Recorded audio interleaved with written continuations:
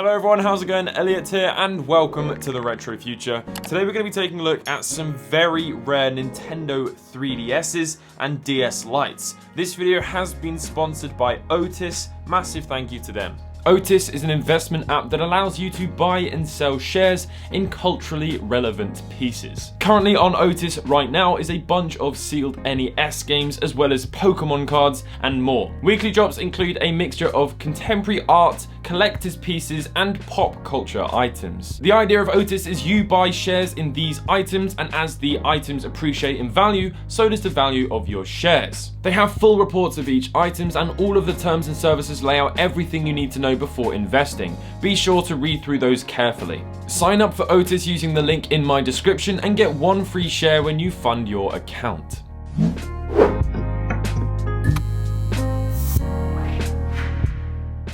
So only 100 of these Nintendo 3DS's were made, and they were available by entering a sweepskate from Family Mart or Lawson's in Japan. So you basically bought a magazine in those supermarkets and you entered the competition at the back of it. We're going to take a look at it in just a second, but before we do that, let's have a look at some of these other ones.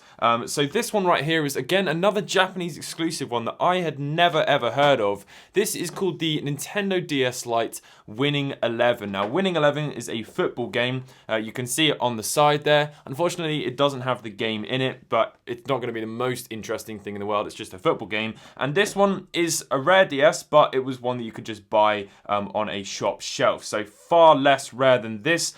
It's estimated, according to console variations, that between 10,000 and 50,000 of these were made. So although it's really rare, and I've certainly never seen it, it's not 100, which is pretty crazy. So let's take it out. It hasn't got the game in it, as I said. I bought this for next to nothing. I think it was probably 10, 15 quid or something like that. So really, really pleased to have been able to pick this up. It comes with all of the manuals and stuff, the leaflets and whatnot inside. It's even got the little spare DS stylus, which is cool. And then here is the DS itself. Now, it's a pretty understated design. It's probably going to be quite hard to see there, but it basically looks like the markings of a football pitch.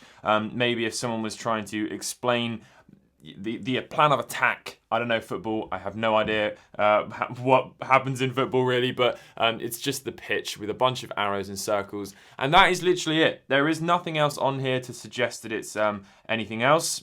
So that's pretty much it. Pretty cool, but nothing crazy. It's just quite a nice understated little design. So there we go. That is the Winnings 11 DS. So another one that you could just walk into the shop and buy, but I had never heard of. Let me know if you've heard of any of these in the comments section down below. But this one is a Gundam Nintendo 3DS. Again, Japanese exclusive. Gundam is incredibly popular in Japan, even still to this day. And yeah, this is it right here. And I think it's absolutely beautiful. This one's very bad condition. Again, they're quite expensive. This one on console variations was also estimated between 10 and 50,000. I think that's probably just a standard when it's a special edition, but nothing like a competition one. So it's probably unsure exactly what the number is, but it's not super rare. It's just quite unique, and I've never seen it before. So it says, in war, to keep the upper hand, you have to think 2 or 3 moves ahead of the enemy. And that was a quote by Shah Aznable. I don't know how to pronounce that, but it's just 3 shadows, a little signal up at the top there, a little logo or whatever you want to call it, and it's just a red Nintendo 3DS in very bad condition, but I paid next to nothing for it, and eventually I plan to do a let's refurb to it, because it is just a standard red DS. I'm going to try and take some parts off of another one and then just polish up the actual rare bit that makes this rare. So that is that one, the Gundam. Now, the next ones we're going to be looking at, you might have seen in my videos. These are Club Nintendo limited editions. Now, I have 2 of the exact same color because I bought them, again, for stupidly cheap on Yahoo Auctions using Seneco. But these are Club Nintendo limited editions. There was a total of 1,000 of these made, so there's only 998 other ones out there. I've got 2 here of each color. So there was a black one, a platinum one, and then this lovely rose gold one here. And yeah, they're basically just a regular pink DS Lite, which was a standard color that you could buy, except the tops, only on the back side is this chrome, which is a really, really cool color. It's not metal plated or anything. Well, it might be metal plated, but it doesn't feel like it's metal. I doubt it's metal plated. This one's really scratched up, and this one's not too bad, but just has one big scratch in it. So these were available on Club Nintendo just using points. It must have been quite expensive to have bought 2 consoles using Club Nintendo points. I remember only ever buying like a pouch, and that was with all of my games that I had, and I'm fairly certain I had the same amount of games as everyone else in the world. So I don't know how these people were buying consoles unless they bought every single game that was ever released. But yeah, Club Nintendo, Japanese exclusive, very beautiful color or design. I just really like it. And so that's that one. Right, let's get on to this crazy thing. This is it. So the box does not indicate anything. This is just the Japanese box.